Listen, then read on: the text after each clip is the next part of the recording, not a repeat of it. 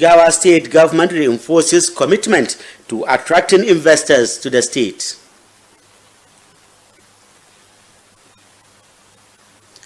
Federal University Dutse is set to hold 8th and 9th convocation.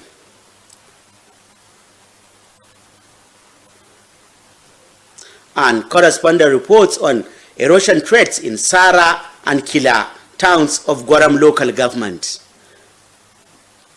Good evening and a warm welcome to Nta Dutse News. My name is Awal Muhammad Kazauri. Now the news in details. The Jigawa state government says it remains unwavering in its resolve to create a more investor-friendly environment that will attract both local and international investment into the state.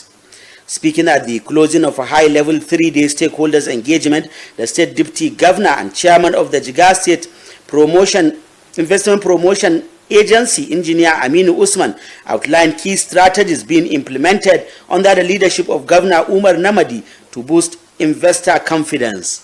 Muhammad Musa Askira reports. These strategies include leveraging the state's enduring peace, untapped economic potential, and transparent governance culture. Engineer Usman noted that Jigawa's strong ranking on the National Ease of Doing Business Index is no coincidence. It reflects the administration's commitments to openness, accountability, and a deliberate efforts to simplify business operations across all sectors. The event, jointly organized by the Jigawa state government through the State Action on Business Enabling Reforms in partnership with the Presidential Enabling Business Environment Council, drew participants from the business community, civil society organizations, and government institutions. We are trying to create a lot of ways to help our business people within the states. The state government has already put in almost about 4 billion into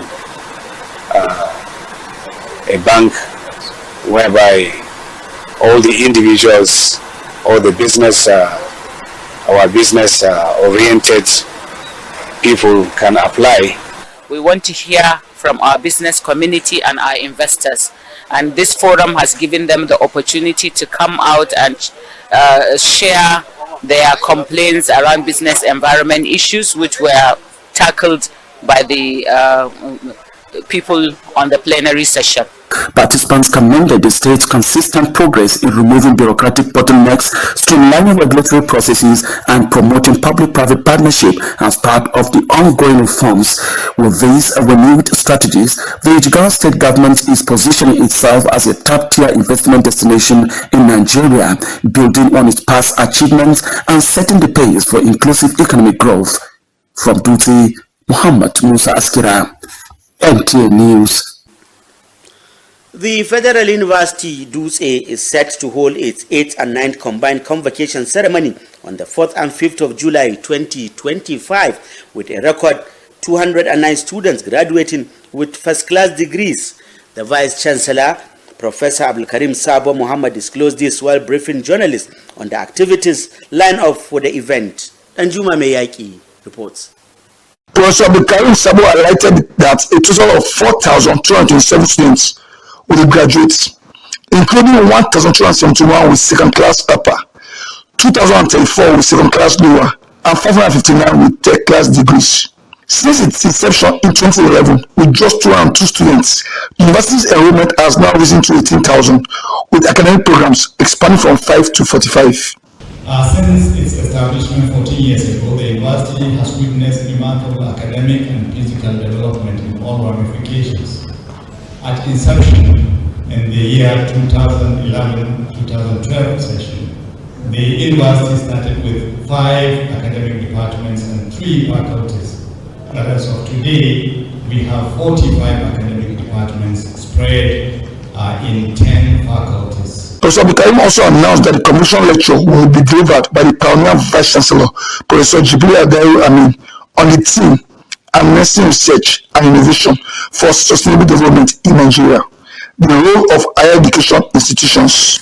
He revealed that the Faculty of Law building has been completed, with student admissions set to begin next session, where plans are underway to establish a Faculty of Pharmaceutical Sciences. We have also ongoing construction of our mathematics computer laboratory. We have developed an artificial intelligence laboratory by Google, which is the first of its kind in Nigeria. This is really a good point because this is courtesy of one of our finest researchers in the university. In research, the university also highlighted that the university has secured over 800 million naira in grants in the last 4 years, including a 130 million naira Google Artificial Intelligence Lab, the first of its kind in the northwestern part of the country. He also noted that a 1.2 billion naira broadband facility project by the Ministry of Communication and Digital Economy now provides free Wi-Fi on campus, enhancing teaching and research. In partnership with the Federal Ministry of Education and the Rural Education Agency, FUD will soon host a 1.6 megawatt solar grid to power the campus sustainably.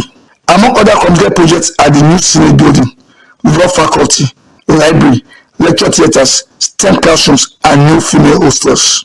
The Vice Chancellor thanked journalists and media houses in Jigawa State for the continuous support, as well as university staff for their dedication in achieving these milestones.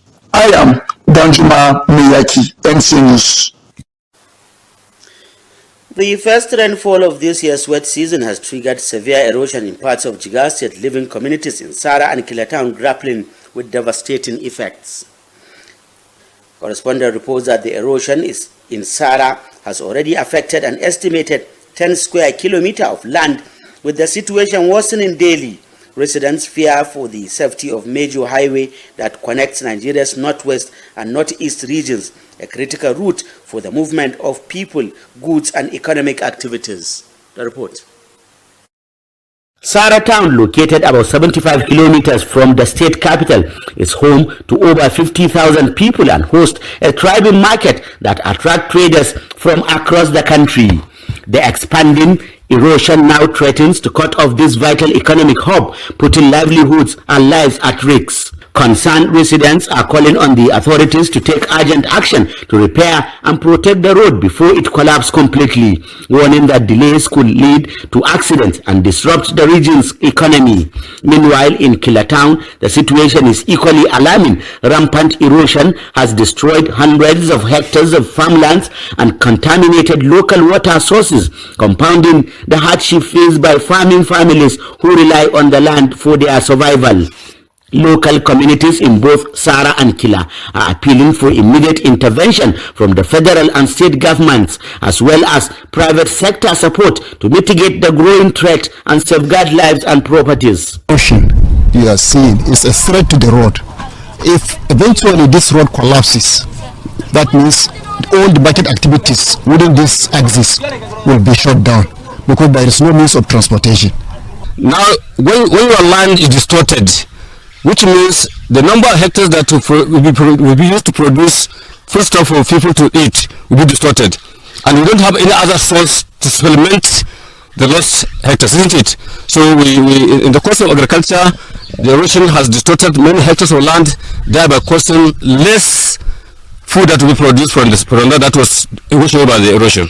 When Governor resumed office, I passed in a meeting and discussed, and he promised me that inshallah he will do something.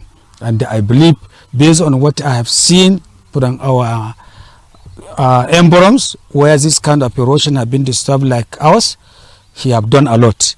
And he put a lot of huge amount of money to solve that erosion in that area. So that is why we don't have anything. We are no doubt this government will do something, inshallah, because we believe, based on his administration and the policy he's making, when he says it, he will mean it. When he promises, he will fulfill it. That is why we become calm, because we know we are just waiting for the time. I know he will do it.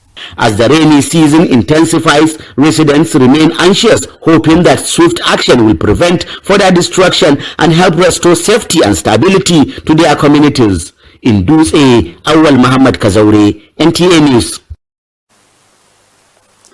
In a yet another remarkable event showcasing a display of academic and spiritual achievement, 43 students have graduated from Abdullah Ibn Abbas Islamia School in Chamu after successfully memorizing the Holy Quran. The grand Graduation ceremony was graced by dignitaries including the Emir of Dutse, Hamim Nuhu Muhammad Sanusi, who commended the school founders for their dedication to Islamic education. Ibrahim Sani reports.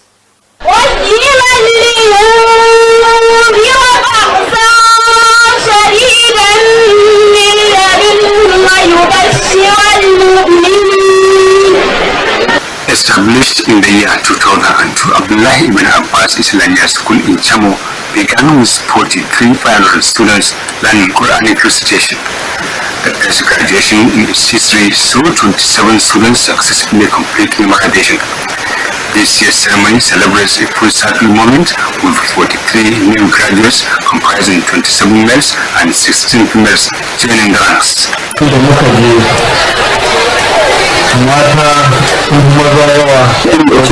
To observe that there is no greater attention to education than their counterparts. Therefore, the youth from the state rise up to excellence. Speakers of the event highlighted the critical role of education in driving socio-economic development. I'm calling especially the women folk of Jigawa State. Let them come out in mass to seek knowledge, especially on Islamic jurisdictions. We call on all stakeholders to play their part in supporting learning at all levels. The Jigawa State government reiterated its commitment to strengthening education, pledging continued support to institutions that promote both Islamic and Western education. In Dutse, Ibrahim Sani, NTA News. That was the news. Thank you for watching. Good night.